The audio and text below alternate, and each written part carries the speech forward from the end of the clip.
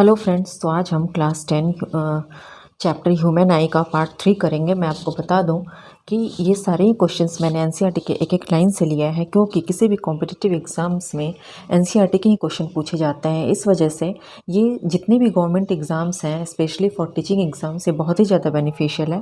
तो चलिए क्वेश्चन की तरफ देखते हैं। क्वेश्चन नंबर 1 है हमारा, to someone watching from earth the stars seem to flicker, this happens because of. तो आंसर होगा the variation, because of the variation in physical conditions within earth atmosphere, that is the physical conditions in the earth atmosphere are constantly changing और not stationary. चूँकि atmosphere में जो हमारे अर्थ का जो atmosphere है, उसका जो क्योंकि हमारे जो अर्थ का एटमॉस्फेयर है, उसका जो कंडीशन है, एटमॉस्फेयर का जो कंडीशन, एटमॉस्फेरिक कंडीशंस, वो कॉन्स्टेंटली चेंज होता है, वो एक स्टेशनरी नहीं होता है। इस वजह से जैसे जो लोग भी to someone watching from earth the star seems to flicker, वो फ्लिकर करते हुए ही दिखता है। अगर हम अर्थ से स्टार की ओर देखें तो फ्लिकरिंग दिखेगा।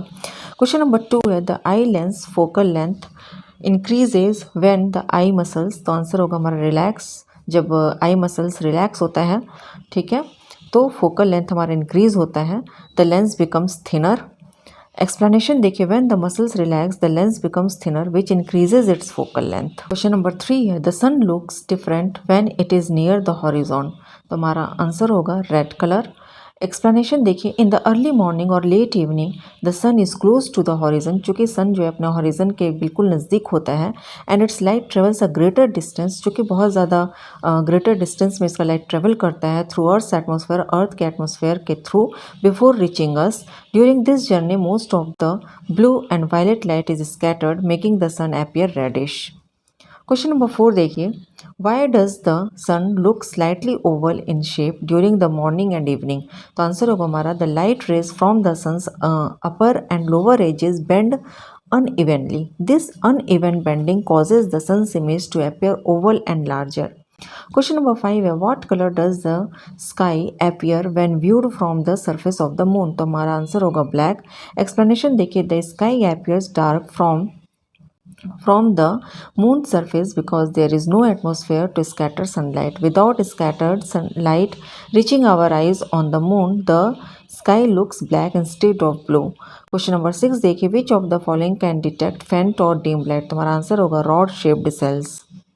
Question number 7 देखिए, a person with myopia can see clearly only up to 3 meters. What is the power of the lens needed to correct their vision। तो आंसर देखिए हमारा होगा -0.33 डायप्टर।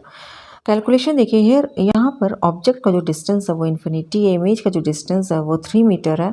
तो लेंस फार्मूला अगर हम यूज़ करेंगे तो हमारा क्या होगा, 1/v minus 1/u equal to 1/f। तो हम उसमें वैल्यू अपना पुट ऑन करेंगे। पावर का फॉर्मूला होता है 1/f, तो उसमें वैल्यू अपना पुट ऑफ करेंगे। f हमारा -3 मीटर आया, तो उसको वैल्यू पावर में डालेंगे। Power is equal to 1/f, that is equal to -1/3, तो -0.33 डायप्टर हमारा आंसर होगा।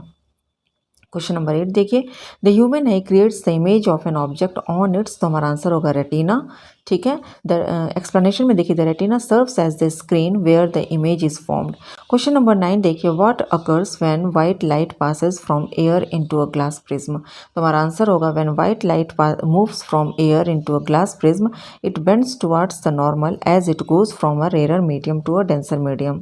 क्वेश्चन नंबर 10 देखिए, the cold air layers in the atmosphere act as optically. तो हमारा आंसर होगा डेंसर मीडियम। एक्सप्लेनेशन देखिए, the cold air layers of the atmosphere act as a denser medium for light while the warmer air layers function as a rarer medium for light. Question number 11 है, the closest distance at which a young adult with normal vision can clearly see is। तो हमारा answer होगा 2.5 metre. Question number 12 देखिए, a person is unable to differentiate between colours which indicates an issue with their. हमारा answer होगा cones. Question number 13 है, electric signals from the retina to the brain are transmitted through the. तो हमारा answer होगा optic nerves. Question number 14 है, the persistence of vision in the eye refers to the. तो हमारा answer होगा 1/6। Question number 15 है, dispersion of light by a glass prism occurs because. तो हमारा आंसर होगा light of different colours travels at different speeds in a medium. Question number 16 है the colour of light that is bent the least by a prism in the white light spectrum is, तो हमारा answer होगा red. Question number 17 है the colour of light that is bent the most by a prism in the white light spectrum is, तो हमारा answer होगा violet. Question number 18 है which part of the white light spectrum provides the greatest visibility, तो हमारा answer होगा blue. Question number 19 if a person can't clearly see objects beyond 2 meters, this vision problem can be corrected with a lens of power, तो हमारा answer होगा -0.5 dioptre. Calculation देखिए, lens formula होता है हमारा 1/v minus 1/u equal to 1/f, तो v यानी image distance, u equal to object distance और f equal to focal length. u हमारा 2 मीटर दिया हुआ है, v इन्फिनिटी होगा, तो 1/इन्फिनिटी minus 1/2 is equal to 1/f, तो f का वैल्यू -2 होगा। तो पावर इज इक्वल टू क्या होगा 1/f, that is equal to 1/-2 equal to -0.5 dioptre.